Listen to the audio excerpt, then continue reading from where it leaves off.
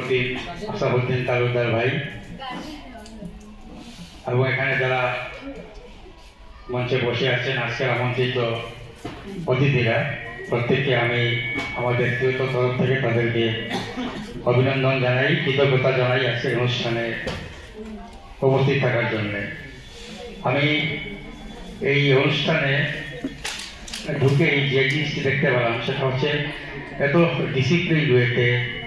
এই যে ছোট ছোট ছেলেমেয়েরা বসে আছে, তার পেছনে যারা কারিগর আছে তাদেরকে অবশ্যই আমি স্যালুট জানাই, যারা অত্যন্ত পরিশ্রম করে এই খুঁজে শিক্ষার্থীদের সুন্দর ডিসিপ্লিন ম্যানার এগুলি শিখিয়ে তাদেরকে ধীরে ধীরে তাদের সাফল্যের রাস্তার দিকে এগিয়ে নিয়ে যাচ্ছে।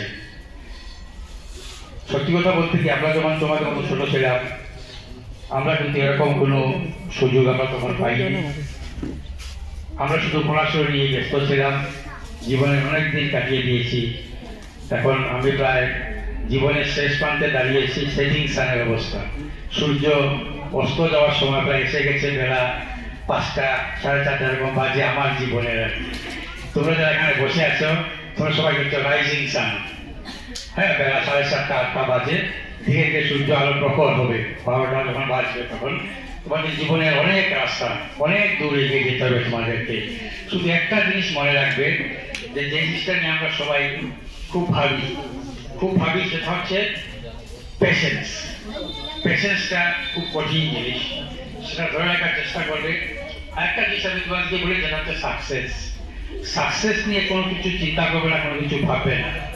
Because success is not a station then one can arrive, but it is a manner of traveling. সাকসেসটা কোনো ফাইনাল জায়গা না যেখানে আমি গেলে আমি পৌঁছলে আমার জীবনের সব কিছু শেষ, এরকম কোনো ব্যাপার সাকসেস না। কিন্তু সাকসেসটা হচ্ছে আমাদের জীবনের চলার রাস্তার একটা প্রক্রিয়া।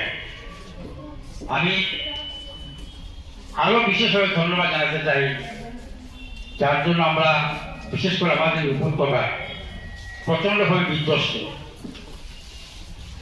আমি মধ্যে মধ্যে ভাবি, যখন একা বসে বসে চিন্তা করি তখন ভাবি যে আমাদের এই অঞ্চল গোড়া শ্রীভূমি বা গোড়াবেরি ধরি, যে কারণে আমরা খুব বিধ্বস্ত, আমরা খুব চিন্তিত। আমরা যারা আছি বা আসাম ভাই যারা আছেন, যারা মোটামুটি আমরা বাধ্যপেট এগিয়ে গেছি, তারা খুব চিন্তিত। সেটা হচ্ছে মাদকাসক্তি, ড্রাগস।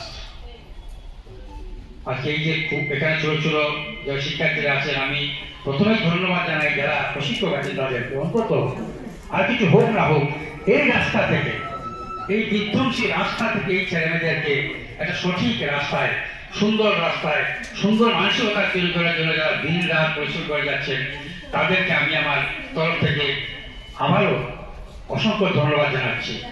ওরা প্রচন্ড পরিশ্রম করছে, সরকারের তরফে হয়তো তার কোনো সাহায্য পায় না, যেটা আমি সব সাধারণ সম্পাদকের বক্তব্যে শুনলাম। স্টিল তারা কিন্তু তাদের হাল ছাড়েনি। তোমাদের কাছে আমাদের অনুরোধ থাকবে, তোমরাও ঠিক সেইভাবে যারা তোমাদের পথ প্রদর্শক, যারা তোমাদেরকে এই রাস্তায় এগিয়ে নিয়ে যাচ্ছে, তাদের দেখানো পথে তোমরা অবশ্যই এগিয়ে যাও। তোমরা আমাদের লক্ষ্যে অবশ্যই পৌঁছতে পারবে। ইচ্ছা জিনিসটাকে সব থেকে জুড়ে আঁকড়ে ধরে রাখবে।